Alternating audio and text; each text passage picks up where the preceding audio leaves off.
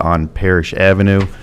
With me this evening, I have Mark Anderson with Anderson & Anderson, who is passing out the final piece of the puzzle that we found out about a little prior to the last study session meeting, the PUD agreement between the town of St. John and, of course, us as the developer. So Mark did go back and forth with attorney Adam Decker just to make sure that we had all of our ducks in a row with this agreement. I believe, of course, I don't want to speak out of turn. I believe Mr. Decker did review. He did make some comments, and we did make some changes as well per his requests. So with that being said, I don't know if Mr. Decker, if you have any other questions regarding it. We did make one slight change in regards to the fencing. We eliminated all vinyl fencing totally, so we're just allowing the aluminum picket fencing in the development in the rear yards. Other than that, I think we added everything per your requests. So yeah, thank you, Mike. So yes, board, as we know, we received a packet of information at our last study session, HOAs and covenants, but this is more of a document specifically between the developer and the town. This will be the new zoning for this area, and this gives us the teeth. This gives us the lot sizes, side yard, rear yard setbacks, architectural, which I know you added. This was part of the covenants, but I did talk to Adam. I wanted this part of the zoning because the covenants, again, it's between you and the homeowner, and not between the town. So this is what we're working on to improve our PUD process. And this would really puts the teeth into the zoning. So this is the final rendition that will go to hearing on October 6th. Correct. So again, you guys got to digest it. Time to ask any questions, concerns. You see the lots on page. Mike, do me a quick favor. Yes. Just run down the lot sizes, pages. So you got let me pull them up myself. I think it's page 5 or page 2. You're looking at 80-foot minimum, 30-foot rear yard, 30-foot front yard, 8-foot side yards. And so this is the stuff, guys, we really need to get down in the nuts and bolts of. One of my concerns has always been the residential sizes, and you're meeting our current standards. And the lot sizes are smaller, and then I believe you put in the 30% brick wraparound and all the other amenities. Correct. Part of even the exterior post lights, downspouts, discharges. So I think we've covered all the pertinent issues here. So it's really for us to digest, make sure it's up to our standards. They will be held to these standards. Building permits will not be given if they don't meet these standards, from my understanding. And so I appreciate what Adam and Mike going through this process with us, because it's I consider almost a partnership. Partnership, making sure you meet our standards. And again, it's a recommendation by us, but it's the town council's final decision. So. And I believe Mr. Gill had one more request on the accessory buildings. I think we had our square footages off slightly, so we did adjust that, not only in the PUD agreement, but in the overall covenants package as well. Okay. I do have one question about the rezoning. Yep. Is the 4.22 acre parcel where the existing house is that going to be part of this rezoning? No, sir. Okay.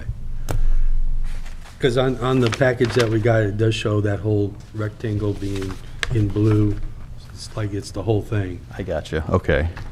I'll have to make a change to that. But no, the homeowner or the landowners will be residing in that home still. Yeah, that's what you said the last time. And actually, the legal descriptions on the back of the documents we gave you, that actually shows you a diagram from DBG that shows you the carve-out of the existing homestead.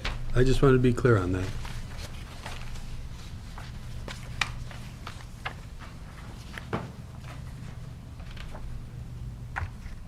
Yep, it does. If you'd like, we can also pass out the declaration of covenants. Again, there's only been 2 changes since the last person we gave you last month. One was on the accessory building side, the other was just the removal of vinyl fencing. If anybody needs a hard copy, I think we got an electronic version today, so.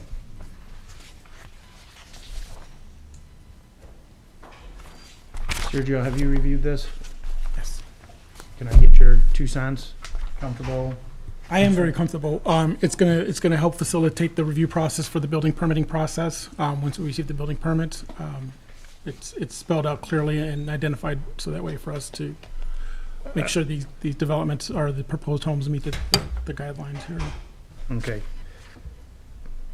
Board, any comments, questions? I just had one thing that I noticed under the architectural standards, that you're requiring the homeowners themselves to install the sidewalks at their expense. Is that something I haven't seen that in the last 2 years, that we're in a new development that we're requiring homeowners to pay that? So we can work on the verbiage on that, but I think that just relates to, it's included in built the price of the cost of the home. home, So essentially, exactly. they're paying for it, but of course, us as the contractor, we will be You're gonna be putting the that ones in prior installing. to Yeah, close. because that's not Yep. how it read in the Okay. document. We can, Where's that at? What page? Page 4, I think, or is it? Hold on. It took me forever to find it. Page 4. All driveways shall be Yeah. 5 foot here, it's on, page 4, number Each owner must 3. install at its expense a 5-foot public sidewalk. Next page. Some of that language comes from the existing covenants, so that makes sure that this just runs with the land, so that we do have them in place in perpetuity.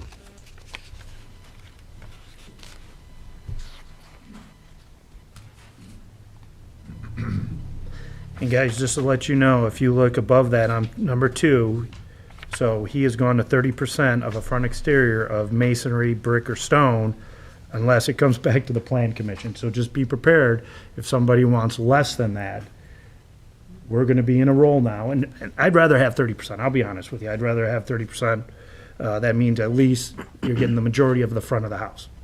Or they could do a wrap around the bottom, I guess. If they don't wanna do 30, they could wrap around the bottom of the sides of the house.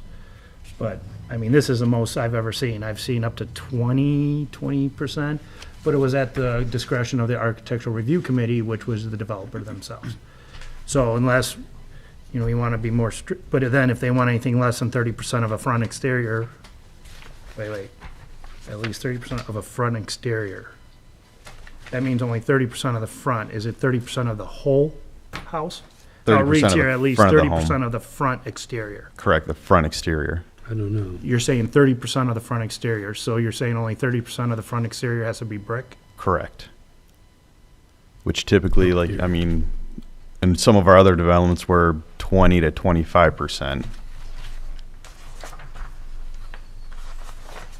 I thought we were talking about at least, my concern was always we have more, I think that's, Page 4. you're saying now only 30% of 25% of a house. So if the front of the house is a quarter of the house, you're saying only 30% of that front has to be stone? Correct. Okay, That's low in my opinion. that is, I've never seen something that low. Usually it's 20% of the whole facility. Yeah. Yeah. 2. I apologize, Mike, I did not catch that. Okay. in Previous. Same as I mine. thought it was gonna be, what we're trying to do is make, Is that the one they give you tonight? there's some trade-offs here, right? We're having a smaller lot, you're keeping the house size the same, which it's one of my key things. The lot could be big, but as long as the house, the value of the house.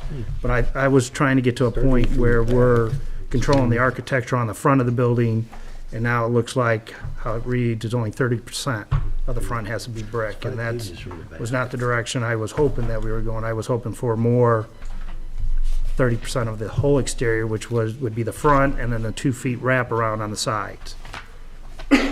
Now it looks like Or at it's least only, the entire front. or 25% of the front, and yes. So, you've been here 4 times or Right. 5 times. Right. It has And- been 30% of the front since day one. I I'm misread that not for trying the to pull last- No, no, a I- quick one on you, I promise you that. I'm telling you right now, I read that incorrectly for the last 4 months. Okay. Because that is, I think of it as a very low frontage of brick. You're not gonna have any brick, so. something for, you, right now, I would not feel comfortable approving that, making a favorable recommendation with only This one. 30% of the front That's this one. being that type of material. Okay. Again, I'm one of 7. Other than that, I haven't seen anything. Looks like you have. And again, Mike, I apologize, you've been here 4 times, the 4 same months, as- 5 months, so. No, it's the same as this one. So you got 2 of them. Yeah, Any other right. concerns, comments? Yolanda, Nancy, I don't know if you guys have seen this, had the opportunity to review it. Yeah, this is Yolanda. I have, nothing stands out to me as concerning necessarily at this point. Did you want to read it? I'm listening to the 30% issue that you're raising and I'm not sure how I feel about that just yet. Number 2 and number Okay. 3. Quick one for me on page 3. You got, it says 60 foot for a right-of-way, and then 75 is a standard. And underneath that, we got 45-foot radius on pavement, with 60 foot being standard. Are we shrinking those, or am I, Talking about Missing the something here. cul-de-sacs. I mean, can they turn a fire truck around in there? Yeah, that should work. I don't know if Doug can speak on that. Yeah, and I guess the Page- question is, has the fire department looked at this? Doug, on page 3, item number 4, cul-de-sacs, they're concerned a 45-foot radius of pavement versus 60% standard. Can a fire truck or turn around in that? I think it's a 60-foot radius Doug, right away and 45-foot on the back curb, which is pretty standard. Okay. Well, it's saying 60 standard here. Then maybe you need to double check that, but I don't think that's correct. Good catch. It's only the 60-foot right away, 45 for the radius for the curb. you need him at the mic if he's gonna speak. Okay. Doug, next time, we'll have to have you come up here so they can hear you.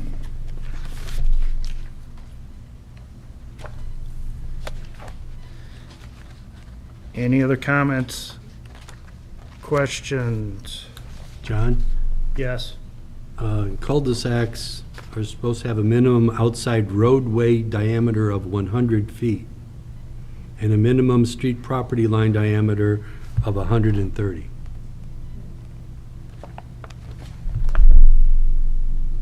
So these are substandard roadway conditions that will have to be updated. Yeah. Since it's a PUD. Read that again, Ken. What's the right-of-way in a cul-de-sac? Okay, I'll read you the whole paragraph for cul-de-sacs. Maximum length of pavement cul-de-sac streets shall be 660 feet measured along the center line from the intersection of origin to the end of the right-of-way. Each cul-de-sac shall be provided at the closed end with a turnaround having a minimum outside roadway diameter of 100 feet and a minimum street property line diameter of 130 feet. That's on page, it's on page 34 of. So Or it equates to a radius of 65 for the right-of-way and a radius of 50 for the curb. So those are the variances that we're seeking there. And it varies from town to town, so I misspoke and I apologize for that. So I think we're going from from 50 to 45 on the curb and 65 to 60 on the right-of-way. Right. You're almost there. yeah, you're almost there. 50-foot standard I almost didn't believe this tonight. and 65. So Yeah. we'll correct that. Isn't it pretty? I gotta get one of those. I like the colorful tabs.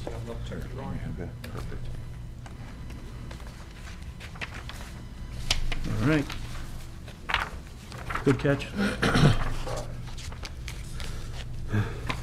Ken, you'll do us the favor before next meeting, just making sure all these other road standards are Yeah, I'll go through it. potentially adequate, Mhm. especially for the roadway and stuff like that. Sure. Okay. All right. Anything for Mike and his, so we have a public hearing on Wednesday, October 6th. Again, it's a recommendation by this board. It will then go to the town council for their final decision, whether it's anything for us, Mike. I know this hopefully, I think that's it. Of course, the agreement was, again, the last piece of the puzzle that kind of tripped us up last time. I know Mr. Anderson's working on the legal notices in the paper. We're working on sending out the legal notices to the 300-foot adjoining lots, so those should be delivered by week's end, I would presume, so. Great. We appreciate this, because then this is between us and you guys, so we appreciate Absolutely. that. Perfect. Thank you for your guys' time. Anything else for them before we go to the next point? Thank you. All right.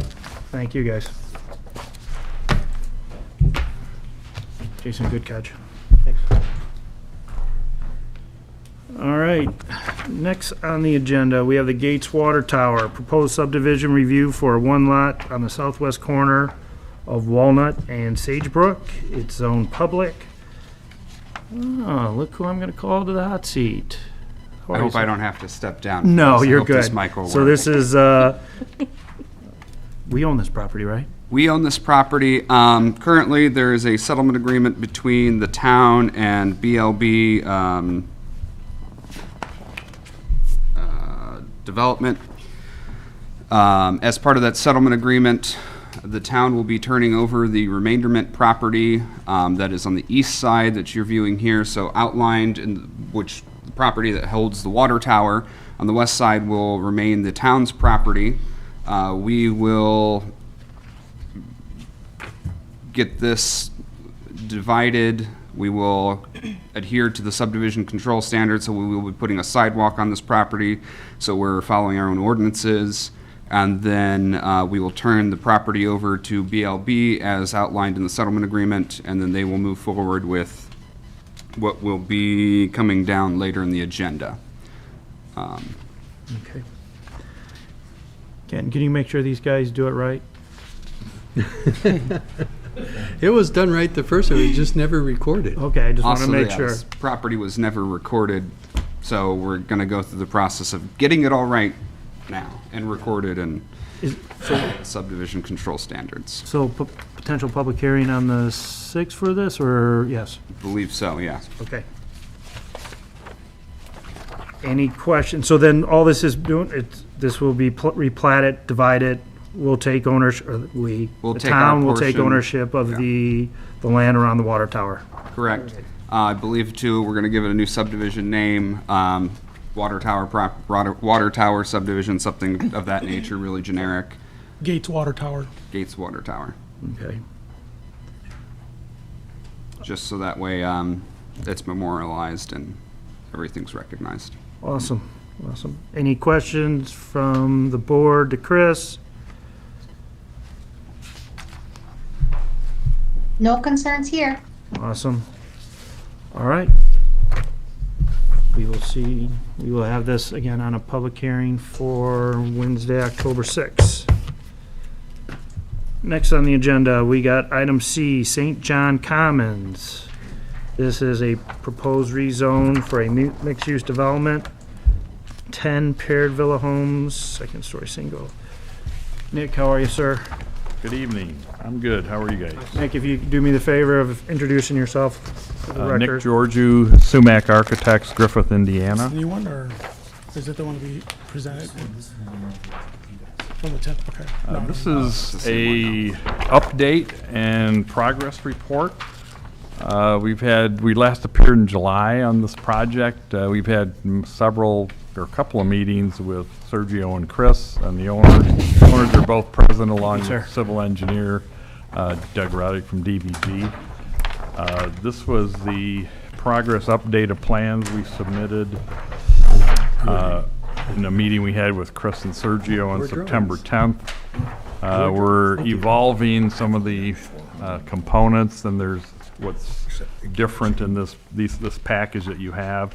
The master plan is essentially the same as you last saw it last July. The three major components obviously are the 2 retail buildings at the front, the live-work units in the center, 10 condos with potentially 10 professional office spaces, and then 20 paired villas in the back half, and then 2 cottage homes on the very south side as we abut to the south. What Sergio has up, I guess I'll go with the exhibit he's got up on there. part of the exhibit was trying to, in terms of creating the PUD agreement, is determining the different components that would fall under HOAs or POAs. The intent is to have one master POA because obviously there's shared services across the entire development, including the bike path areas, the detention ponds, retention ponds, et cetera, et cetera. But in terms of how we started to approach, or the owner started to approach in developing the PUD agreement, is looking at the components. Now you took it down, Sergio. So. Hunt it up.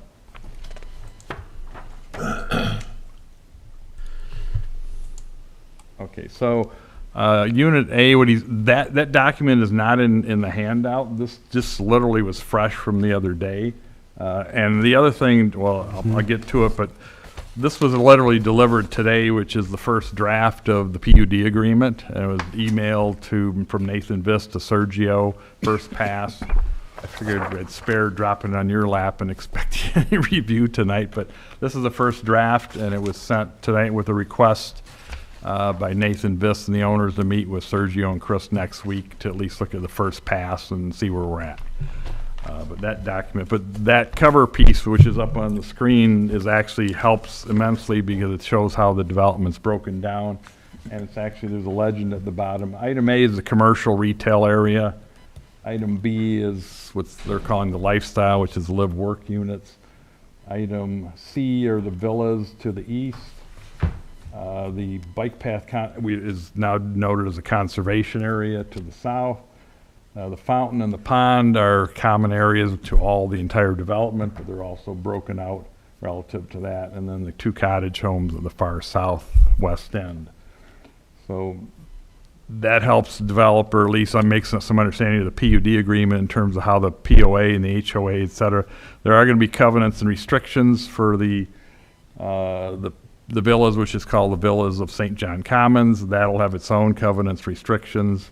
The center portion of the live work is also called the Lifestyle Condominiums of St. John Commons. That will have its own covenants and restrictions. That'll be a master agreement on the entire development relative to the bits and pieces that fall into place relative to that.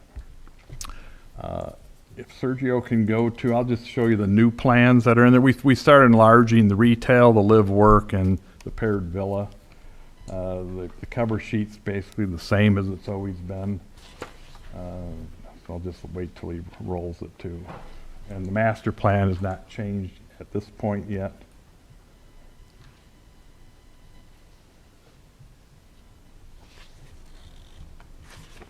Our survey's almost complete, so DBG is just about complete. So this is a blow up of the paired villas and the retention pond area. Just obviously in the next iterations there'll be dimensions on lot sizes, et cetera. As I said, the draft for the covenants and restrictions for the villas is in this draft package that was issued today, actually. Nick, how many did you start with? Units? 36 plus, I think. Okay. 32, I think. 30. Okay. Okay. Thank you. 34. Sorry for interrupting. No, that's fine. No, because in our meeting, I know I said we've reduced it by over 40%. We're down to 10 units and 20 paired villas. That is a full-size street in there. That question was asked of us. That is a full 60-foot right-of-way, and with the roadways, it's not a private road. There is just to reiterate, it was in our last presentation, the east-west road at the upper left of that is a private access road that connects the paired villas and/or that subdivision over into the rest of the development. But that's a private access. It's not a public road where Sergio's pointing at. So this road's gonna be curb and gutter Yes. all the way, okay. Yes. If you go to the next plan, Sergio. Even across the driveways? Yes. Okay, it's just not drawn like No, that. we haven't. DBG is going to jump in with the details. Okay. But no, it'll be sidewalks, curb and gutter, the whole 9 yards. This is not any different. This is actually, we're developing this to the next level. The next plan, Sergio, actually, I believe should be the retail blown up. We're starting to define that this is a symmetrical in the master plan. This is the north half of the retail. It's symmetrical to the south half. We are looking to see, and I would assume, and I guess I'll have to ask Brad or whatever, because I assume in the PUD we'd have to, because we did it in Cedar Lake, we had to indicate how many maximum tenant units there were. And right now, we only have 5, but we might want to double that. Where'd Brad go? Sorry. Because right now, we have to decide how you're going to show in the PUD what the maximum amount of tenant units are. And they could theoretically be smaller than that. But anyways, the initial draft, we've shown 5 2,500 square foot tenant units. We'll decide whether that's split down into further uses. We provided all the C commercial uses to the owners to indicate what they're going to put in the allowable uses in the PUD, and they're in the process of reviewing that. That's the retail piece. I think the next page, Sergio, is that's still consistent with what we presented in the concept scheme for the live work. That is all masonry up above, and storefront and stonework on the bottom. This is, again, the live work unit is symmetrical. It's split down the middle. So this is the first pass on the first floor. We had a lot of discussions relative to access for the residential units, which are shown to the top. Just little initial sprinkling so you can just get a feel. We're trying to define the entries, the driveways. We actually moved these such that the discussion was you could actually park cars. We have 20-foot driveways or distance from the curb to the garage, so that cars could be parked in the driveways. Relative to that, we are showing sidewalks that are out to the edges. We're also starting to get the real life data. We're starting to indicate where gas meters, water meters, condensing units would be, at least for the retail portion of this, and how that would be defined. Obviously, this will be developed and refined further. At this point, we have not gone beyond the first floor of this, but we've done that. We also received just the other day from DVG, with our CAD plan, we have not submitted it. Obviously, we will in our more complete package. They ran the auto turn fire truck scenario through our retail. We know on the residential part that that's a standard street, so that's not an issue. But on the other parts, they ran the radiuses, and that'll be an exhibit, and we'll put that in the documents, obviously. And at this point, the way our master plan's laid out, you can maneuver fire trucks around the entire retail and the live work component, but obviously for your review and comment. And then we just had the aerial renderings we had before, and that's where we're at. The other aspect, I guess, would be more of a schedule update. Per the meetings we had last week, again with Chris and Sergio, is our intent to have the PUD agreement. They'll get the first pass at it and review, at least the broad brush review, next week. Our intent is basically have about a 90% package to you early October, with the intent that we'd appear again at the October study session in a much more detailed review of our package. The intent would be allow time for review and comments, et cetera, and hopefully the present plan is to request in November 1st to have the public hearing on the first Wednesday in December, is where we're tracking right now. Okay. So we were reminded, advance time, get this stuff in and far enough advance, and we think we're tracking onto that schedule, and hopefully that'll stay on point. Great. Questions, comment? Nick, were you I'm sorry, were you finished? No, that was. Any questions or comments for Nick? Have you got price points established in your minds yet as to price points on the paired villas and the cottage home? On the cottage home, no. I just received actually a draft. They're using the basis of what they did in Waterford. And those price points are around $400,000 for the units, all brick, at least all brick front. I literally just received that. Where they're writing the covenants and restrictions based on that or level of detail or level of expectation. But I literally just got those the other day. Those will actually be included. If you finalize that, that's actually going to be what you're going to use as the design. Yeah, 1,800 square foot units, full basements. I'm sorry. I'll need you at the microphone. Just introduce your, I sorry. apologize. No, that's just for the right. record. So Brad Lambert, Thank you, Brad. yeah, with St. John Commons. Yes, so the paired villas, they're going to be 1,800 square foot units approximately with, full basements and masonry fronts and sides. Typical amenities with with your two-car garage and finishes inside with granite and hardwood floors and all that good stuff. So What are you thinking? Do you have a feel? for dollars, Yeah. yeah, probably upper threes to before you start adding any gingerbread, I think. Is that with a finished lower level or? That yeah. We get you studded out in the basement for that amount, but not a complete finished basement.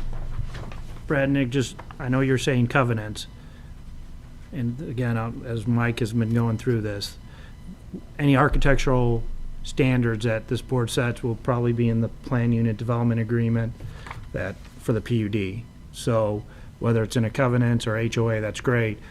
I think, in my perspective, any architectural I would like to see in the PUD agreement between the town. Absolutely. Okay. Yeah, that'll be in there as an exhibit. Okay. Separately.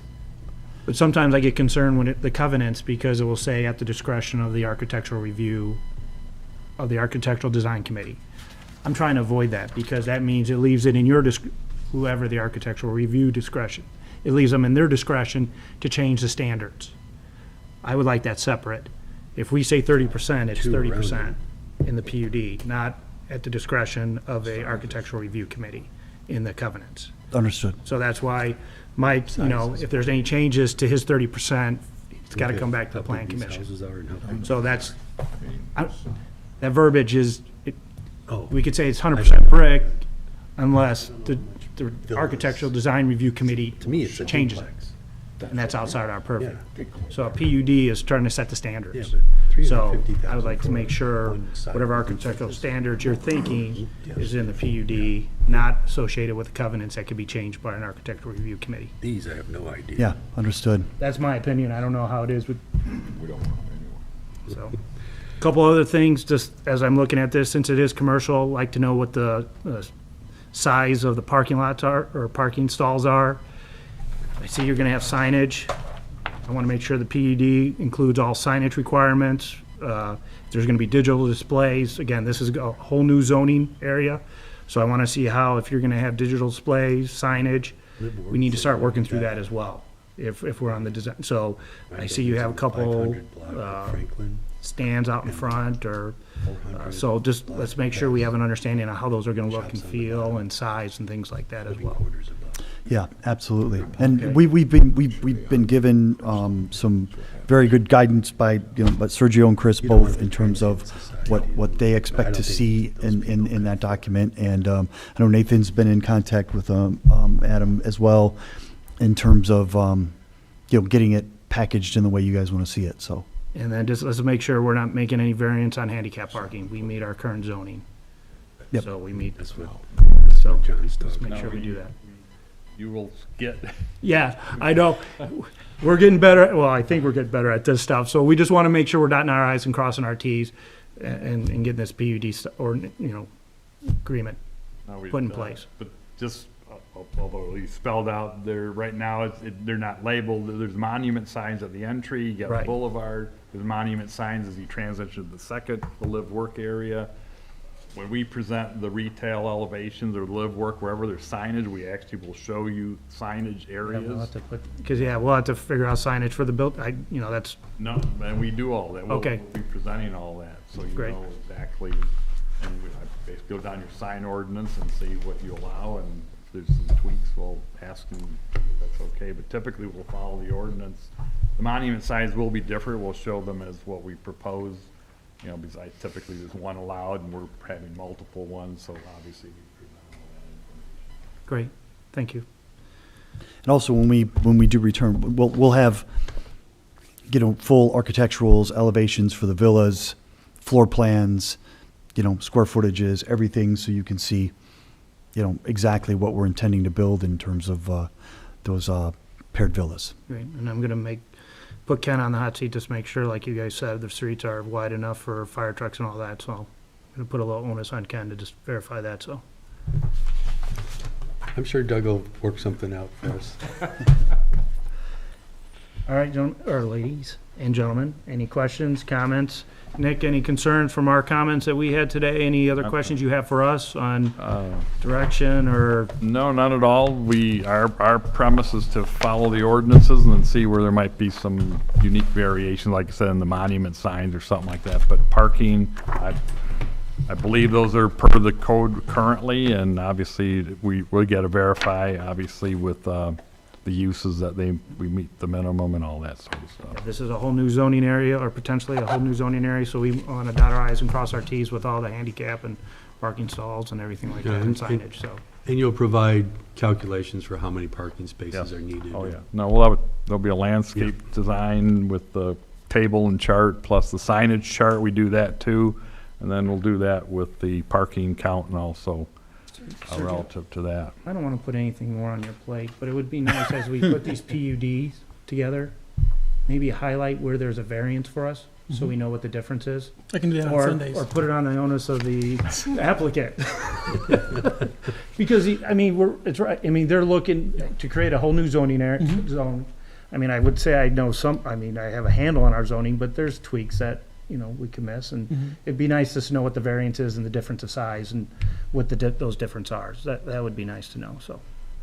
But what we've done, like when we did Cedar Lake with Brad, like on the retail, we know that odds are you're going to get a restaurant or drive-through, et cetera. So to just take the blanket and say, oh, it's all going to be just retail stores and no restaurants. We already know there's 2 drive-through components. I actually run restaurant calcs, and then we'll actually show parking spaces for allowing for a percentage of restaurants or is similar, so we run the calcs. Yeah, because the only other thing I'm looking at now is garbage, where do you put all the garbage? If you have 10 units, you got 10 different garbage cans, unless, where are you putting those? But it's in the weeds. That's getting in the weeds. This is a zoning, and we just want to make sure we got all everything in place, so. Anybody? All right, so we won't see you then until, No, you'll see us next month. yeah, but not in at the October regu- 6th. We'll see you at the study session. Yes, the study session. All right, by then we'll have hopefully Well, time you'll to have, review you your. have 90% PUDs and 90% all the other documents too at that Okay. point. Very good, sir. Drawings and such. Before we let Nick go, any other questions, comments, concerns, feedback? All right, sir. Enjoy your evening. Thank you. All right.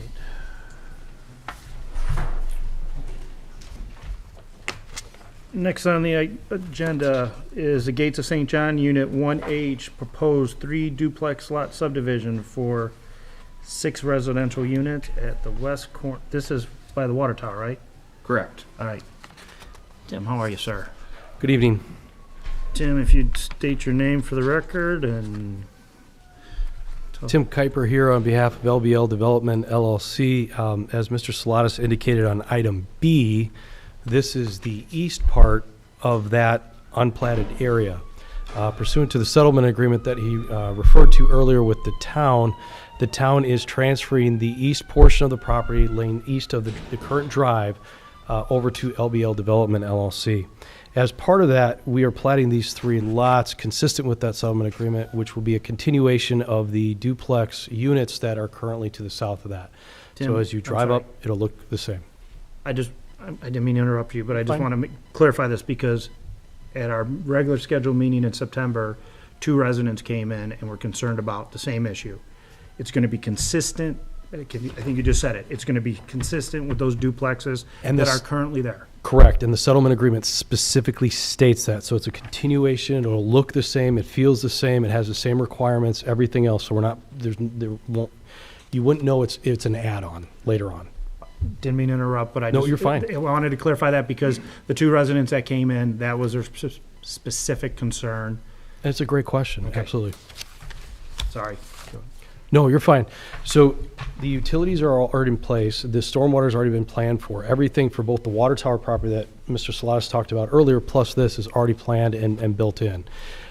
So this is just the formal process through subdivision of creating those 3 lots, and then allowing ultimately buildings to be put there once the final plat is done. So Ken would have to review the plat prior to any action, so No, over on the other side. very good. Is there a roadway easement on the west property line to accommodate the road that's there now? I'm not sure. It started, and I don't mean to do a history lesson real quick, but over the last month, we were going to do just this east portion of the property, and on there, it had the road right away on there. Subsequent to that, the town then wanted to plat the west side of that. So wherever it works out, I'm not sure yet, but yes, there will be easements and whatever, so that that's clear on there. So, but that's just a matter of working with the town to make sure that Yeah, these where- two where that plats are line gonna have to moves. be working Cr- in tandem. they- And- they- And they have luckily, to the meet. same guy's doing them, so. Yeah, so it's just where the line is. That's really what changes, but the road will stay, the right-of-way, everything else is the same. So it's going to be a standard side roadway. No, it'd be this, whatever is out there now. It's existing What side are you currently. talking about? The west side of the lots or the east, or the, Well, 'cause it looks Bob, like there's a road on the west side. you know that there's a road just east of the tower that goes Yeah. from the south end all the way up to that street on the north side. I don't think that's a standard size road. It's a continuation of the same size as Right. the one immediately to the south, so it would stay as is. The right-of-way would have to be determined based upon where that center line goes. Yeah, and I think on the water tower site, didn't we see a 30-foot right-of-way for the road? So I'm expecting to see a 30-foot right-of-way on your side, Correct. so. Why won't we just make it a regular size road now? Is there an issue Well, with having it a, ties into that one that's there on the south side, and And it's existing. yeah, it's existing. I don't know what size that road is. okay. But no concern on an engineering, traffic, I don't know how much traffic No, comes out of that. I don't think adding 6 more units to that road coming out to the street's gonna add much more traffic to it. so. Okay. If it works now, it should work after this. Yeah, in that plat, it shows the eastern property line in the middle of the road. Yeah. So does that need to be Over there on the cleared up too, or? And again, we have to work with the town because of the way that this has worked out. They originally weren't going to do anything with that west side of the road where the water tower is. Now that we're doing that, so we just want to make sure that those lines line up, and then we do it appropriately. So our advertisement for the public hearing would include a larger parcel wherever that ends up being, and it's the same surveyor firm working on it, so there's not going to be any conflicts as to how it ends up lining up. So the entire thing will be platted, one for the town, and then these 3 lots. Okay.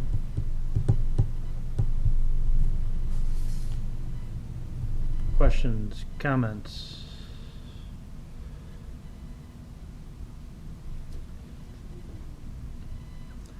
You answered the only one I had because those homeowners came in 2 weeks ago, so.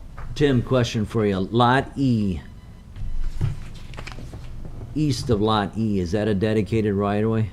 It is. Okay.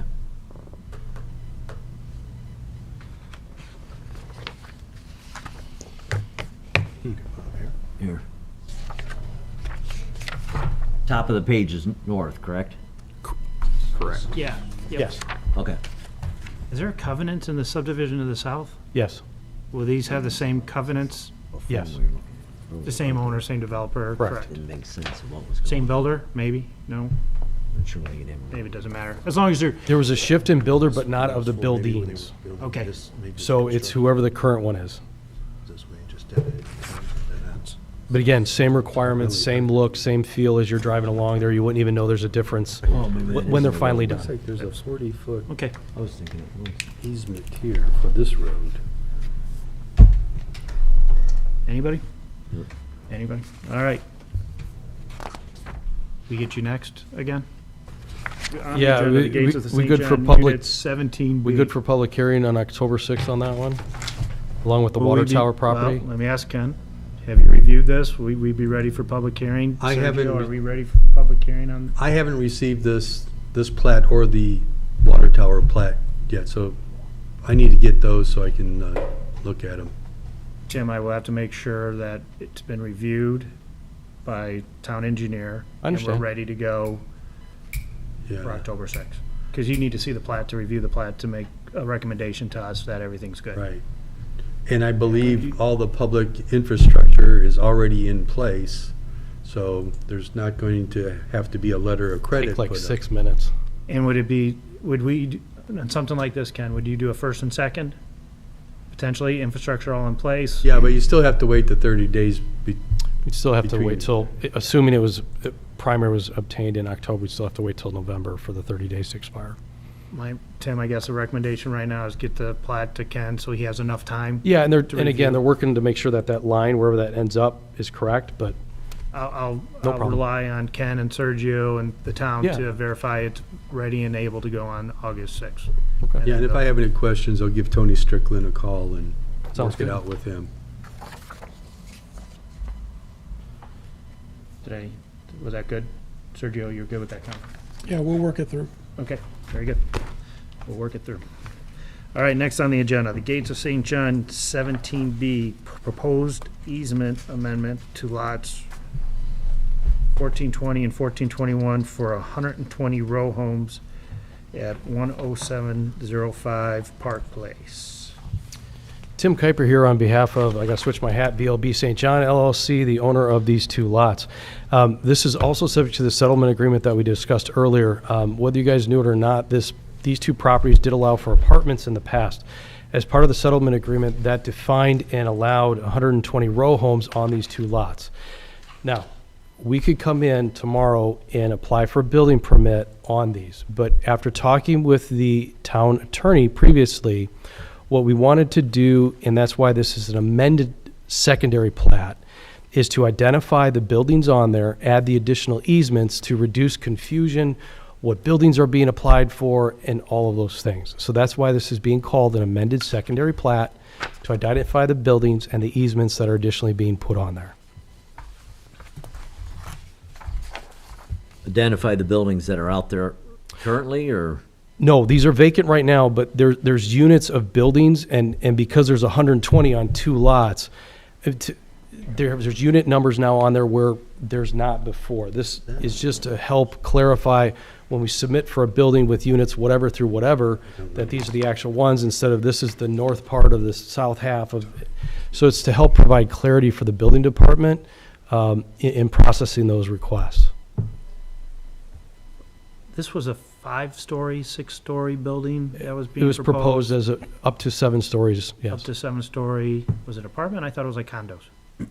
There was 2 apartments or condos, but it was 2 separate, but yes, 7-story buildings. So 77 to a $120. You used to have 177 units in that 7-story. No, and there now you're was 77 proposed between the two towers, I believe. Between the two towers, okay. And I think it was allowable up to like 277 in total between the two, whatever. But again, that was all clarified. It's 120 max, that's it. So what do we have now? How many? On this 120. proposed drawing is 120. So, Tim, you gotta talk slow for me. No problem. I'm not an attorney. You're saying you could come in tomorrow and do a building, ask for a permit? As long as we met the requirements, yes. What requirement of, For the building permit, we'd have to show the plan for the building, it'd have to be reviewed, but otherwise the utilities are there, everything's there, the plat's been approved previously. but this Again, this isn't is that to help. 7-story building? No, these are the row homes that were approved Right. by the town council in the settlement agreement. It never came before the plan commission. Oh. We never had any input So in this at all we're doing is trying to help clarify, so we're adding the easements. Sorry. We're adding the building pads so you see them, and we're putting unit numbers on there so everybody's on the same page about when something's applied for, this is unit whatever. And we know, we can look at this and say, oh, that's right down here or up here or whatever. So it's to help provide clarity to those two lots. When somebody buys one of these row homes, do they buy any of the land? An undivided portion of it. It's undivided? So it'd be like a 1/60th for, each of the lots as a common. I believe they're setting it up as a condominium kind of thing. So there wouldn't be a formal lot that gets sold with the unit? Correct. So Tim, are these considered private driveways? Like where it says West 107th Terrace between the units? Are those roads or private driveways to get into the, I believe those are private drives, but I'm not gonna lie, I'm having a hard time reading on this print that I have, but I believe those are all private drives. It's really hard to envision it without an exterior elevation. Is there a garage on each? Yes. So what's a row home, Tim? They're just attached together, that's all. Just one big. So one block long? Yep. Do we have enough turnaround radius for a fire truck? Looks tight.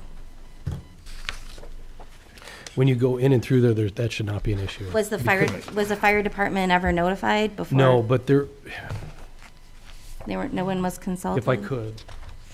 You have streets that are going on this side anyway that then go in, so there should be sufficient for all of that, and that's something that can project. John, I can't hear him. I think he's walking away from the. Sorry, I went and pointed at the It's screen. okay. It's okay. I should have been there today. I'm sorry. okay. But we can make sure of that. So then this board is making, is it an action, Sergio, by this board, or is it a recommendation by this board on this action? How does this work? It's an amendatory plat if I could, so it's an action by the Plan Commission to approve that. So what happens if we don't approve the amendment to the easement? Legally, I'm just wondering. That's. Well, then you won't have unit numbers, easements, building numbers. Okay. Right? That would be my opinion. What's our legal opinion on that? If we don't approve an amendment to the easement? Ms. Little, I think it would be premature for me to answer that question about what hypothetical would occur if, in the event that decision was ultimately made. I would confer with Town Attorney Mr. Westland, and with regard to a response for that. But the terms of the settlement agreement provide what it does, and I think I don't want to speculate, hypothecate, or even really try to answer the question in the event that the Plan Commission would deny the amended plat. So what's going in here? Are they condos? Is that what it is, or? They would be individual Apartments? ownership. There's several, in the area, but they'll have different elevations and things like that, but they're just attached. So Tim, this is part of a PUD, correct? Correct. From before my time on this board. With an amendment to this PUD, does that, well, probably another discussion, do we get, I would say we would be able to look at the elevations of the facility and make any recommendations to the PUD if you're amending it, correct? The council already, by the settlement agreement, amended the PUD portion for this. So I would say, no, you don't get another bite at that. So it's I never had a first bite at it. Right, no, it's a done deal. Whoever sat in your chair at some point had an opportunity for it, but that was Okay. in the past. All right. So since this is a secondary plat amendment, is there a development fee that needs to be paid with this? Man, you're looking at the wrong person.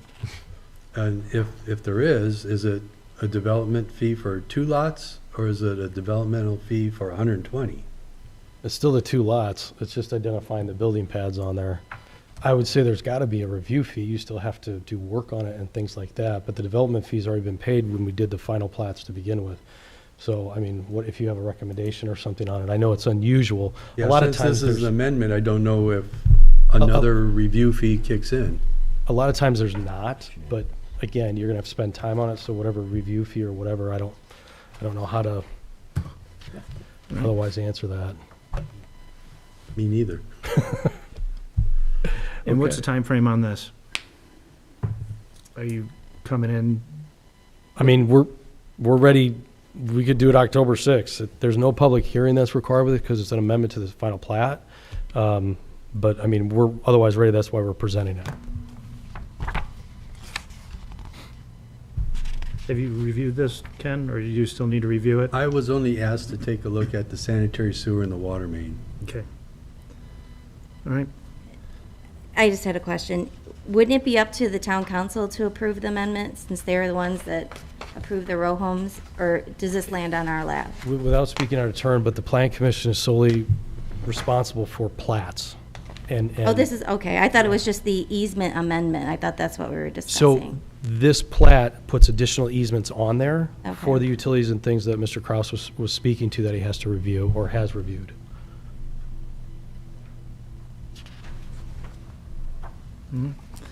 We'll work with staff, see what the schedule would allow. Go from there, unless there's any other questions from the board. So potentially October 6th? I'm not making any commitments. I understand. I'm just trying to gauge, trying to figure out things, that's all.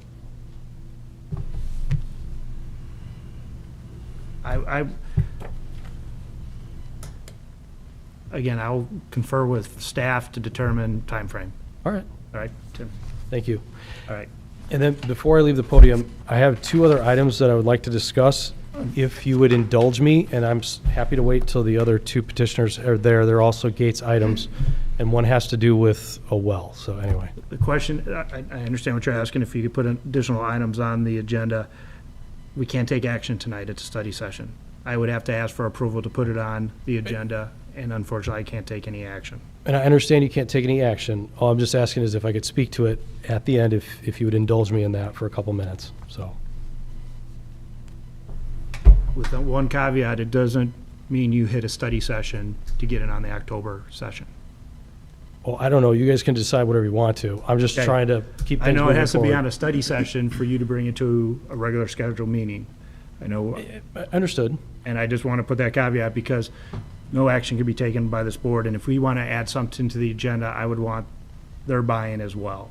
And Again, so, we but could if talk we get, about it. if Just we asking talk if I about can it at the talk study about it. session, I don't want it to come back at us to say, it was on the study session, we talked about it, so it's eligible for an October hearing. That's all.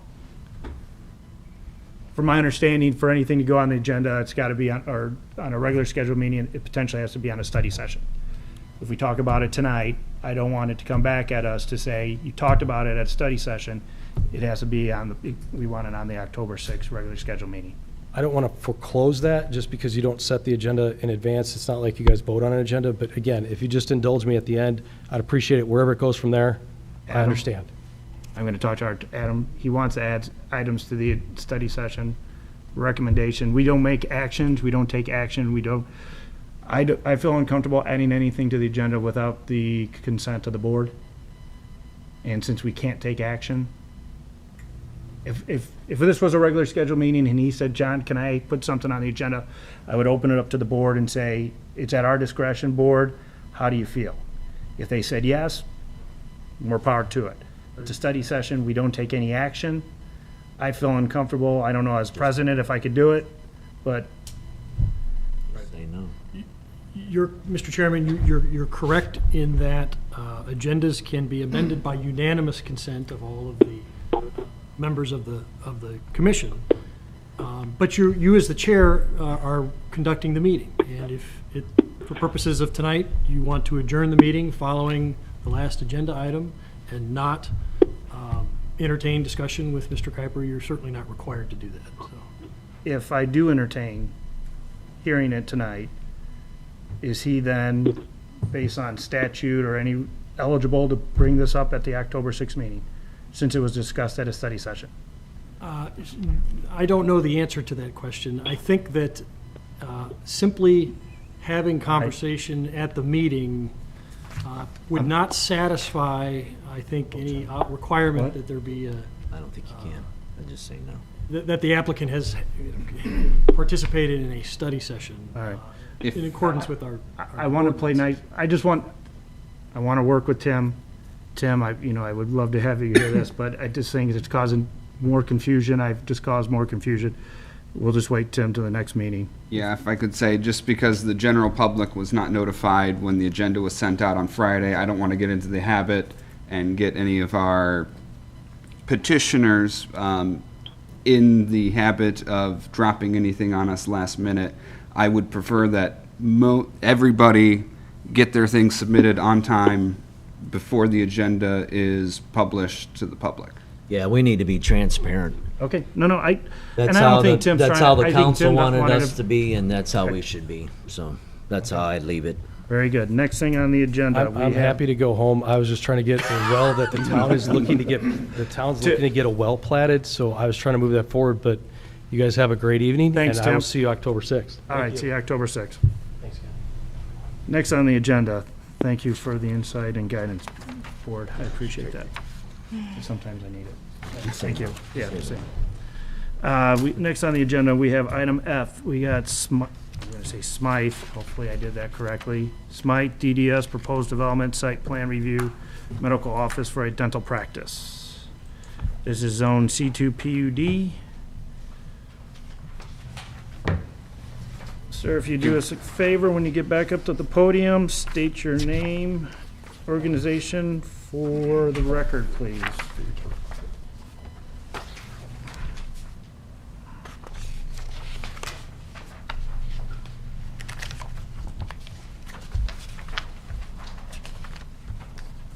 Thank you, sir.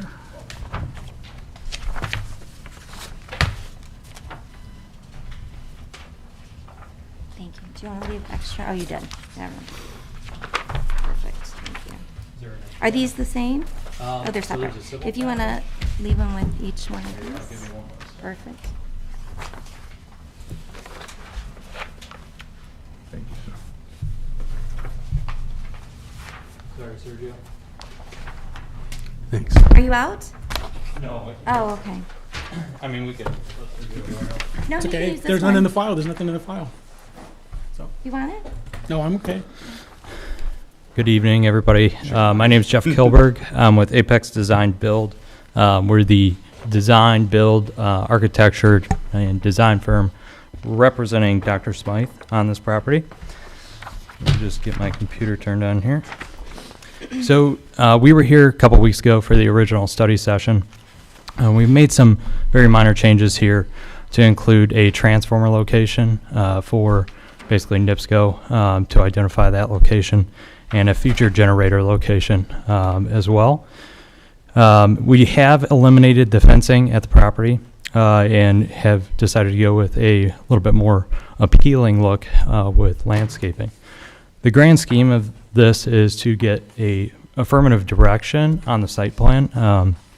We would like to move forward with this, and if there's variances that we need to apply for, then we would apply for necessary variances. Overall, we have a complete civil package as well attached to the site plan. There's extensive infrastructure in this PUD already. Lot 17B is part of that area. There is storm sewer already in place, water service already in place. There is electrical nearby. There's sanitary sewer stub across the street already. If the intent is to prove that the storm water is adequate to handle this property, we certainly can do so. We do have the original drawings associated with the PUD for the engineering. I think that was a question that came up previously with the church to the north. As I understand it, they were kind of put in a direction that they had to pipe over to a drainage ditch, which then led into the retention pond to their north. In terms of how we've understood this, so we're submitting for a B2 utilization on this property. So commercial lots in the gates of St. John per ordinance 1396 on page 51 of 85 says that commercial lots consist of a bank or other commercial uses consistent with B2 zoning districts. Subject to Architectural Control Committee, which would be Jonathan Lawton and his development group, approval of the site plan per the St. John Plan Commission. And so that's where we're at this point. So I'll let you guys digest this a little bit, but feel free to ask questions. I'm happy to answer any questions or concerns. Jeff, you talked about potential variance. What variance would you need to seek? So- Or what potential variance would you need to seek? I'm just looking at square footage, the number of parking, looks like you meet that, pervious, so what potential variance? So there's some ambiguity right now, and I know Attorneys love that word. I know Sergio has been very helpful in working with us, trying to figure out what is the correct solution, right? And I believe it's been submitted to the town's attorney to review as well. Okay. Right now, if there were variances, it would be at the setback side. So the north setback, obviously, you just heard Mr. Kuiper and the development to the north there, so that could take away the setback requirement. We've understood that north property to be C2 R4 PUD. But the town, basically GIS system, calls that a residential zoning only. There's no C2. If I'm looking at this correctly, it looks like a road stub would be to your north, so a potential road would be to your north. That's correct. The other setback would be at the east side of the property. The parking spaces 1, 2, 3, 4, 5, 6, 7 infringe upon the 45-foot setback. Again, that is determined by the current zoning, which is shown in St. John's GIS system, but we've understood that zoning to be C2 R4 PUD. With the like zoning, no setback requirements would exist in that scenario. Sergio, would that go before the BZA then, or no? Any variances will go before the Board of Zoning Appeals, correct? Yeah. And so, Adam, you are reviewing the determination if variances are required for this? I've not been Okay. asked to do Or that. Sergio is reviewing? Okay. No. Okay. I mean, that's something we may need to look into, but, Okay. Sergio, any feedback on this? There was a development punch list for the 231 overlay that was provided to the proposed development. We went through it on a checklist, identified variances, and so that's where the discussion left. I think they came in last month. I was not here, and they may have met some of those variants or those requirements. Others they may have not. So. Yeah, so just to be clear, one thing that came up on the 231 overlay was the refuse area. And I believe Adam had talked to it last time. There is in the 231 overlay, a requirement for a canopy over the refuse area. That would be, if you were abiding by the 231 overlay, that would be an area that we would look to get a variance on. It doesn't make a whole lot of sense logically to have a canopy over the refuse area. Also, from the 231 overlay, I believe there was some discussion regarding cladding last time. It was proposed to be a vinyl-sided building. We've gone back to the client on that, and she has decided to pursue an all-masonry building instead. Okay. Well, Jeff, I think if you're requiring a variance for that refuge, we'll probably have to go through that process first and make sure you pass the BZA before it comes back to the planning commission. This is a very similar project to what was done with Martin's Commercial Edition. They went through the variance process. They went to the planning commission first, presented what was done there, identified the variances, went to the the Board of Zoning Appeals for the variances, and then came back. It's still within the same development, so it's a similar process. The only other question I have regarding the site plan is if there is going to be a roadway to your north, should you be prepared to have a secondary access point to the north? It certainly could be discussed at the more natural ending of the parking lot as a secondary access point. Currently, that's located to be a private driveway. So unless that changed, I don't think that we could tie into that right now. So that extension to that road, potentially to the north of you, to the west, you cannot tie into it because it's considered a private drive right now? That's correct. Okay. I think there's a church planned to go in there, and that would be the access off of Park Place to get to the church. That's correct. Never been a fan of one way in, one way out, so. Do you have a photometric plan for the lighting plan or a grading plan? Yeah, so there is a grading plan. I'm sorry, a landscape plan. Oh, landscape plan. I yeah. did see the grading plan. So we'll be putting together a landscape plan for the site, and as well as photometrics for the site as well. Right now, we've approximated based on the civil engineer's feedback, but we work with Cree Lighting for the final photometrics. Okay. And any comments from you on the site plan? Any issues with parking, drainage? I'll have to look at the flood route, which I think goes off to the northeast from this site. I'll have to get some calculations for the storm sewer sizing, for the 100-year routing of the water that doesn't fit into the sewers. You know, where does that water go? But you'll provide us a letter once you had enough time to review it to make sure you're good, Oh, okay? yeah, certainly. And this is just a site plan review, right? This is not primary plat. It's already a lot in the subdivision. So, And it's already a platted lot as well. right. Yep. So, yeah, so it'll be a site plan review. Can I ask what is the BZA basically timeline in terms of going through that zoning appeal process? So they meet on the fourth Monday? No. Third Monday. Third Monday. Typically on the third. So the next one would be, you would be, well, no, you wouldn't make next, October. you would make October. Okay. And you would just need all the lists of variants required before the BZA. October 18th. So then potentially this, depending on Ken's opportunity to review it, be on October's meeting. And then depending on the decision of the board, it would be contingent on BZA approval of any variances. Correct, Sergio?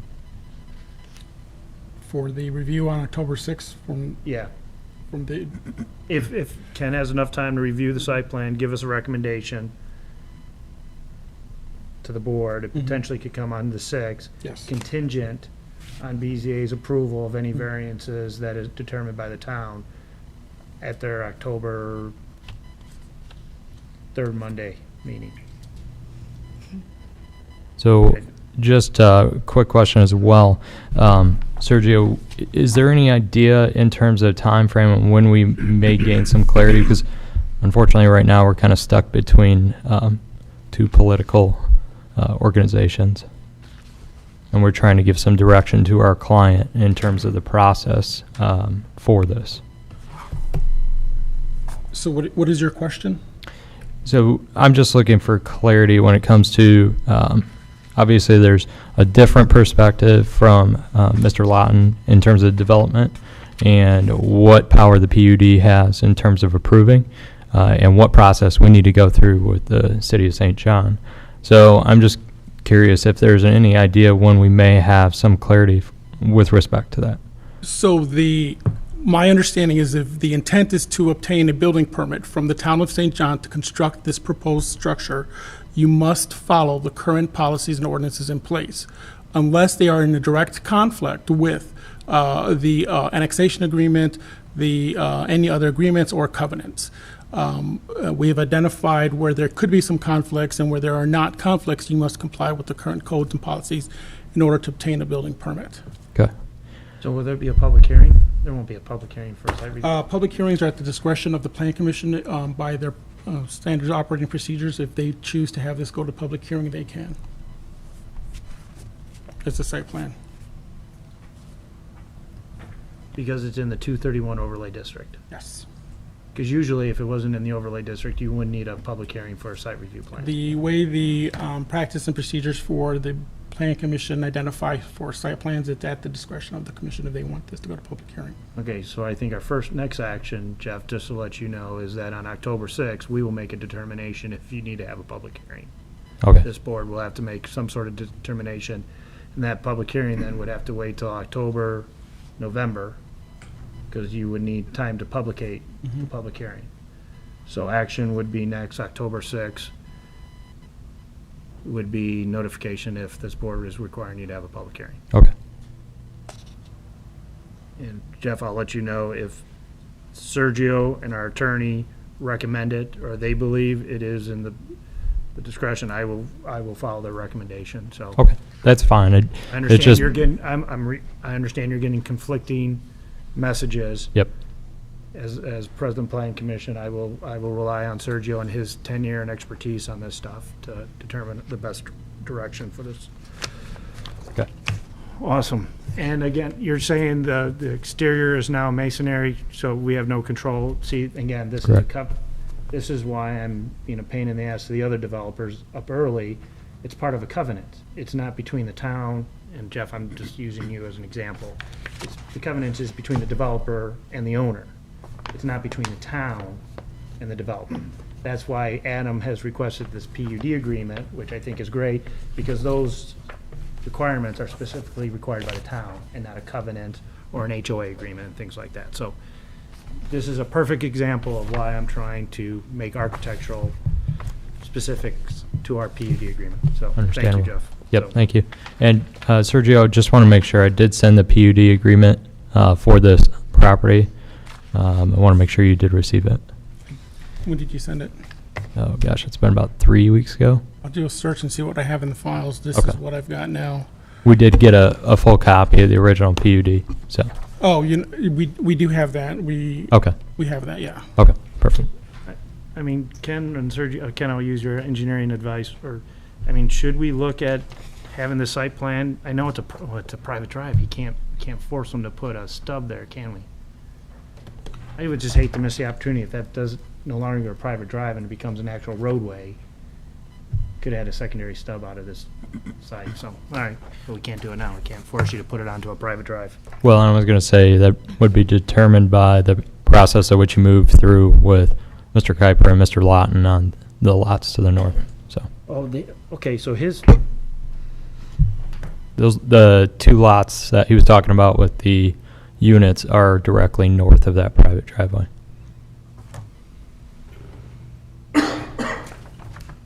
I'm trying to see where that was out at. Yeah, right here. If you, Sergio, if you pan up. Go up a little more. Oh, the roundabout is just to the north of that? Yeah. Gotcha, so his site will come in, so that's right here. Mm-hmm. Yeah, that's the private drive is here. And then this is the development that this gentleman's. See it right here? See it on your screen? Yeah. So that's his private drive is to the north, and then the dash line boundary is. I know that's gonna be a road someday. All right, Could be, Yeah. but I thought there was a church possibly going in there. okay, I see what you're saying. Yeah. Gotcha. Thank you, everybody. Any questions? Sorry, Jeff, don't want to put you on. Anyone for Jeff? Perfect.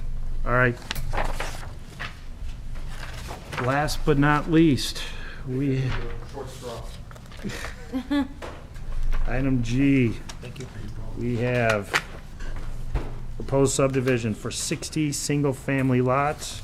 Oh, another PUD. We get to take him through the ringer now, too.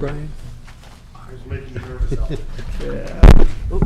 That's what they say.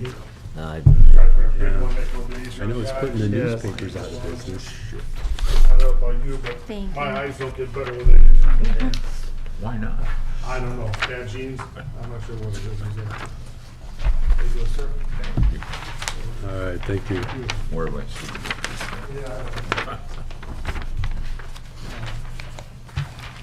Ladies and gentlemen of the commission, my name is Chip Kruzmark. I work for Olthoff Homes, and I'm here tonight, our second meeting with you, to discuss our project called Streamside, which is located at the southwest corner of Is it annexed? 109th and White Oak Avenue, Annexed to just the west county? of the Palmyra Golf Course.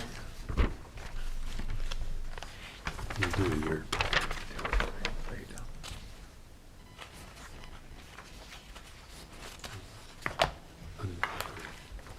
This is a 37-acre parcel of land on which our concept plan contains 60 units, which gives us a density of about 1.6 units per acre.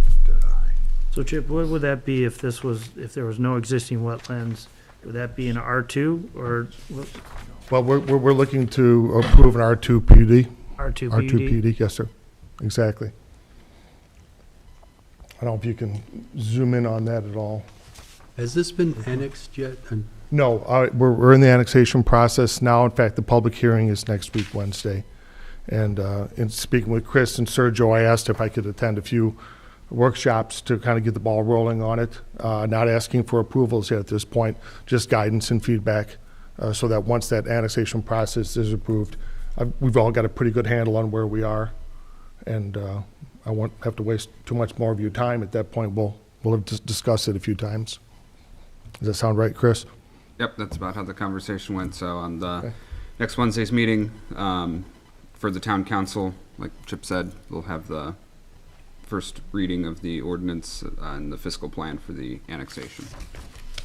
Public hearing. So will it be brought in when it's annexed to the zone that he's requesting, or is that a separate process? I believe it's I believe everything that's annexed in is R1. Correct. Right. And then we're going through the process of having it rezoned from R1 to an R2. So that's the second step, because it After used the to be you annexation. could request a certain zoning when you got annexed in, and as long as it was a unanimous yes by the town council members, you could do that? That may have been previous Yeah. policy. Been a while since I've looked into that, so It's not part of sure the what annexation today's agreement. Yeah. It's past practice. I'm not sure that's the current. What's that? I didn't think that was ever I didn't think that was possible or ever possible. I always thought it went in as R1. Well, it had to be a unanimous vote. Yeah, okay. Yeah. Wait, they're not coming in R1? They are coming in R1. Yeah, they are So coming they in will R1. have to come back for a yeah, rezoning to rezone. R2 PUD. And that would again be a recommendation then back to the council. Correct. So why don't you guys just go? I'd be happy to. I would be happy to do. No, but they want our feedback. I understand what they're doing. so- That's okay. understandable. Sorry. Sergio, is this the one I sent you over today? I don't recognize that slide exactly. It should have had a 9/15 date on it. Let me pull that one up. see what PDF. I've got. Thank you, sir. I appreciate that. While he's taking a look at that, again, so this is located just west of the Palmyra Golf Course. I think a number of you saw this in August. And without going into great detail, it is a single-family development with lot widths of 80 feet and depths of 140 feet.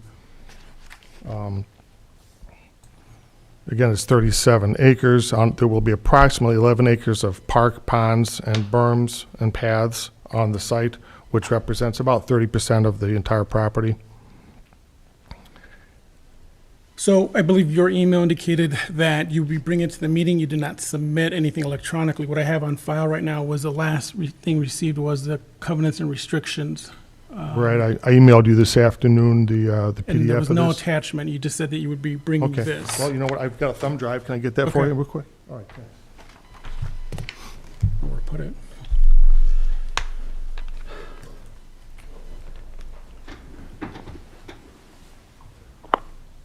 On the back of that monitor. Up top. Possibly.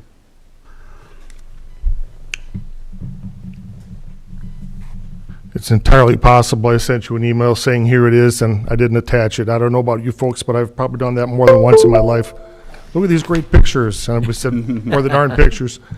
So, I apologize.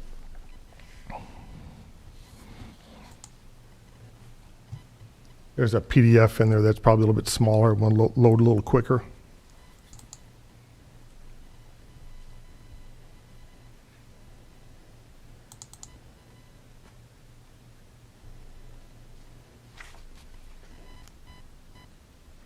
That looks like it.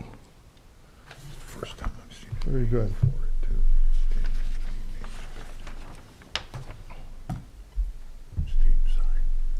Stream side. No steam, just stream. Which slide do you If want? you want to start at the top, that'd be fine, or close to the top, that'd be fine. This must be the string. So you can see the second slide, it has the general site location.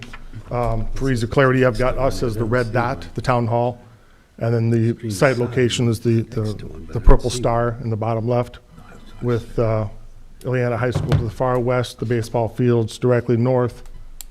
And then you can see the green of Palmyra Golf Course directly to the east of us. And then the next slide shows a little more zoomed in location of the 37 acres outlined in blue. That's the Summerlin development to the west, and then again Palmyra to the east. And the north border is 109th.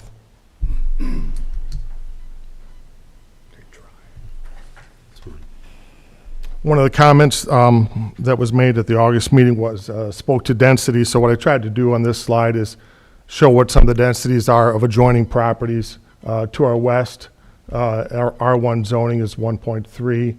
To our northwest is an R2 PUD at 2.8, I believe that is. The property north of us is vacant. And then to the northeast, there's two R2 zonings, 1.8 and 2 units per acre. And then there's an R3 over to the east of that at 3.1. So for an R2 at 1.6, it's a relatively low density for an R2. And that has to do with the wetlands and open space that are part of this property that just make up the nature of this site. And on the next slide, I've got the overall view, which is similar to what I handed you tonight on the 11 by 17. It shows our entrances on the east and the west side of the property. The one on the east is into the Summerlin development, and the entry on the east side at White Oak would be a new entry off of White Oak. And then I believe the next slide is a little more zoomed in image of the layout itself. Some of the comments that were made in the August meeting included some more connectivity at the north end of the project as far as the paths go. Again, there's a summary of items on the left. A comment, it was a good comment. We're bringing a bike path down along the west side of White Oak Avenue. And there's an existing home on 4 acres in the northeast corner, which is not part of this project. And south of that is a smaller home on 1 acre parcel. And what we've done is brought the path down from 109th Avenue, and then we've come back west along the north perimeter of the 1 acre house. And then we've joined it in with the remaining trail here that we have moving along through the project to the west. And then we've had that connection also run out to the northwest corner of the property, and that will butt then with the church property. There's currently nothing there to connect to, but Summerlin next to that does also have sidewalks out front, so that would, once that church piece was brought in, that would give us some connectivity moving west. Another comment that was made at the August meeting, we had the trail next to that lot 5 in the kind of the northeast corner of our project there. We had the trail just coming down the left side of that. Recommendation was made to maybe put that trail north of 5 and come back out to White Oak Avenue, which we have done on this plan. The only and I don't disagree with that idea at all. The only challenge I have is I kind of look at that person at 1 acre lot and I see them having a bike path on 3 sides of their property, which is not ideal. But they also have a very small frontage on their home, between their home and the right of way. I would like to maybe talk to those folks to see what their thoughts would be to have it in front and maybe eliminate some of that going around the house if they were at all open to that. If they aren't, then we'll work with what we have. But I think it would be a good thing to have a conversation with them. And I have talked to them in the past, and they seem like very nice people, so I'll pursue that if that's okay with you. And then the bike path would continue down White Oak Avenue. Another comment was made. We had asked for a little bit smaller, not much, a little bit smaller ranch home. Instead of 1,900 square feet, 1,800. And instead of a 2,400 square foot home, we had asked for a 2-story minimum of 2,200. And there were some comments that they would prefer we kept it at the 19 and 24, so that's what we're going to do. Setbacks are, I think, pretty typical. Front of 30 feet, sides of 8 feet, and a rear of 40 feet. That allows us, on an 80-foot lot, to have 3-car garages on all of our homes. Our home widths range from 36 to 51 feet for a typical two-car garage, and from 50 feet to about 63 feet with a three-car garage. So that way we can accommodate most all of our plans with a three-car garage, which is something we encourage. And as shown on here, there is, as we develop our PUD document with you, we always do include anti-monotony language. We will be requiring windows in the garage doors, and an HOA will be responsible for the maintenance of the park, the detention ponds, the open space, and the wetlands. So that none of that will fall on the city.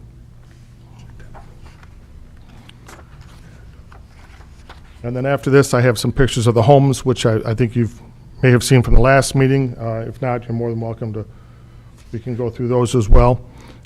We have about 7 existing single-family home plans that we would use here, and we're always developing new. And each of those plans has about anywhere between 4 to 6 different elevations or looks to them, whether it's more contemporary or a farmhouse, whatever. Sergio, can you go back to that slide? Is that 30%? I'm sorry? On that slide that is shown right now, Is that 30% brick? is that 30%? I'm not sure if that's 30%. 30, 60. And you know, in various communities, it's a challenge, at least in my speaking with them, when their building departments are trying to figure out what exactly is that percentage, what exactly is considered measurable. Are we measuring the gables?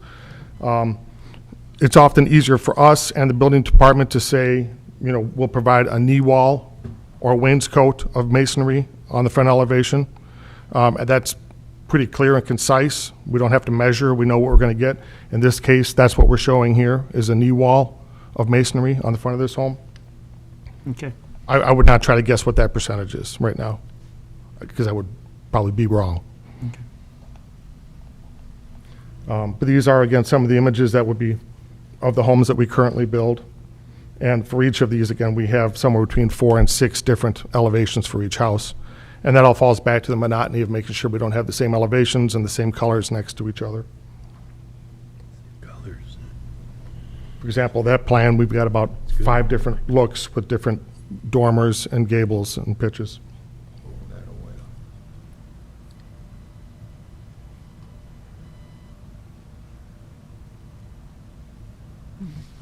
The one challenge we find is that we have some plans that are more of a farmhouse type look, which typically a farmhouse style would maybe not have masonry on it. So to say we have to have masonry on everything kind of eliminates some of our plans, but we're happy to say that X percentage of the homes would have a certain amount of masonry on them, and that allows us to have a variety of different looks within the development, so it also helps with the monotony and keeping things unique looking as we move through the development.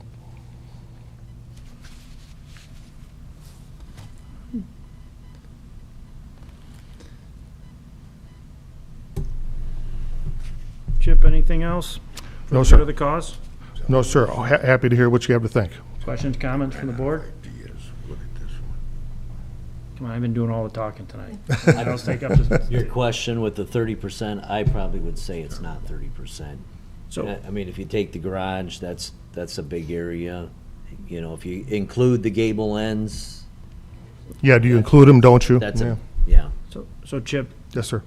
different of opinion on this board, and I love the board and their difference of opinion. I always say there's some compromise. You're looking for a reduction in a lot size. You're going from 100 to 80 versus 150 to 140. Correct. I don't think the lot size is as big a impetus for value. I'm an R1, but I got the small size house on my block. So I think the trade-off should be the architectural integrity of the facility. So I appreciate what these guys did, because I wasn't here in August. They know one of my pet peeves is meet the ordinance of our building size. The compromise, reduce lot, keep the size of the building. I'm gonna push for higher architectural standards. I Or did the- say that at the last meeting as well. I appreciate that. So when someone comes in and say, okay, hey, I'm asking for reduced lot size, but I'm only gonna put 30% of the brick on the front, that's not creating value for the reduction of the property size. So, I'll tell you right now, I appreciate the increase in square footage for the homes. You meet our ordinance. But I'm looking for plus 25% of brick. I'm not looking for a knee wall. That, again, Chip, I'm one. You got 6 other people here. but I think we need to set some sort of guideline for all these PUDs coming in. Agreed. We had one in my 8 years here, and we've had 3 in the last 6 months now. And so if this is the direction we're going, I think we need to set some sort of standards that people say, hey, if we're gonna ask the town to let us reduce our lot sizes, well, then you're gonna provide some other value, or to make sure the value of those homes stay up if the lot sizes go down. Certainly. And I think we need to increase the architectural standards in our PUD. So I know Not a you say problem. the covenants is gonna say this, that's great. That's between you and the homeowner. No, our PUD will say that. The PUD, but I'm looking at, and there's no architectural review. There is no committee other than you guys either meet certain requirements or you don't get the building permit. I like that Understood. idea, so. I have no problem But with that. again, that's something you guys gotta work on and decide, but we're gonna dot our i's and cross our t's. We're gonna wanna make sure what my opinion is, to try to make sure if this board feels that that's a recommendation to take to the town council to make this an R2 PUD, that there are some stronger architectural standards in that. So I want to be up, I wasn't here in No. August. No, so that's this fine. is your first time meeting me. I was trying to skirt around you. I heard Yeah, you no, weren't going no, to be here. You heard, these guys are tired of me saying it. They're like, John, everyone knows, so. No, so that's be prepared. understandable. I saw the knee wall, that's great. I would like to see more of it, I more. agree. So- I mean, if you're asking for a PUD, it should be a high-end Okay. quality development. Or come in with an R1, and then you could then meet whatever zoning requirements that's gonna be my opinion. Sure. No, I appreciate that. And the one thing I would add is that typically in R2, you're getting higher densities. I think you recently approved one this summer that was over 2 units per acre. So one of the things I would throw in is that this is quite a bit lower in density. So it's part of the whole package, right? And I appreciate, and we've gotten smarter since then. And I think as we do more of these PUD, like I said, I think I had one the whole time I was here and we've gotten smarter. And I'm in. Live and learn, yep. So you live, and so as we proceed, because everyone comes in here, we got an issue with this lot, John, we need density. But then, okay, if you want density, you're gonna improve the quality of what the home is gonna look like, so. Sure. The only other, I'm sorry for hogging all the information. Connectivity, love it. I know you're tied into the west. I would even like to see something to the south, because I know that's unannexed property. Right. I would imagine at some future date, someone's gonna purchase that property to the south. My thing with connectivity, our roads on White Oak, 109th, they're congested already. I'm not saying a bypass. I don't want anyone to drive through a community to bypass traffic and fly, but it did give someone an option to get through the community without hitting roads that are already, Well, yeah. issue at. So Yep. if there's future connectivity to the south where people could, come through a neighborhood, I would, if that's a possibility, to west and south, that'd be great, so. Other than that, I'll look forward to seeing what you guys have in the PUD agreement, and Okay. stuff like that. Any other comments? Yeah, I have a comment. I know Old Toffs, kind of their style for their homes is the white trim. It's one of the features. Sure. Yeah, is there a possibility not having white trim? Because, I mean, you can drive down through any community and you can spot a Old Toff home because it has this white trim around the windows, around, wherever you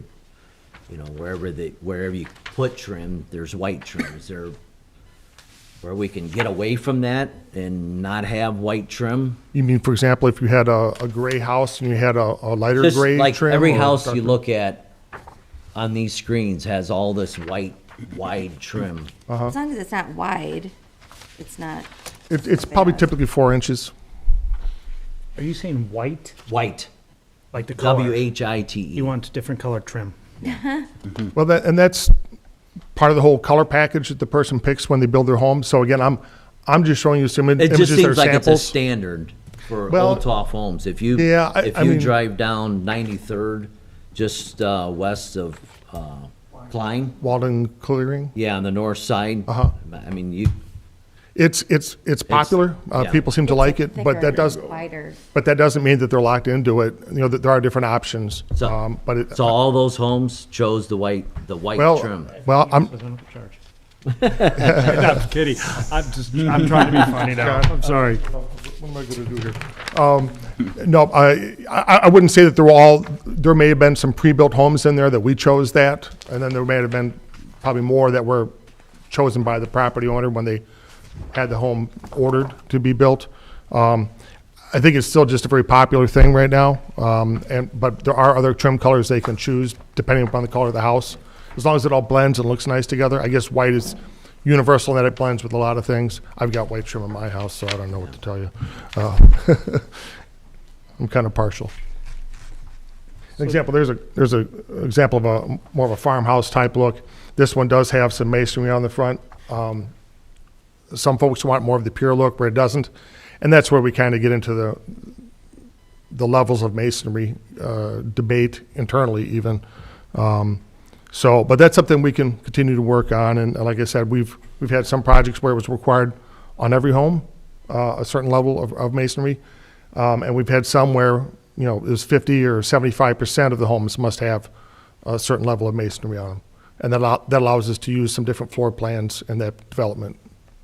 So. And Chip, just like, I read it in Astoria's, their driveways are only but concrete or brick pavers. So those are just nice amenities, I think, that add to the character of the home. I think right now your covenants says asphalt, so just. Oh, no. Sorry. No, it's fine. Asphalt? It says, could be, but again, this covenant but that's just something we need to start paying attention to. Sure. It's something we would have missed other than it was in his and now I'm looking at yours. But again, I think as you look for this approval, we get better and better as we do these. Okay. And we're gonna be a little bit more restrictive, or at least I would like to see this board be a little bit more restrictive before we give a recommendation to the town council so they know we've looked at it with a fine-tooth comb. Very good. So they feel comfortable with our recommendation, so. Very good. So just, I know Adam worked with Astoria, so I would imagine you want to start with Adam and just make sure we have the same standards for all these PUDs coming in and what Understood. requirements are, so.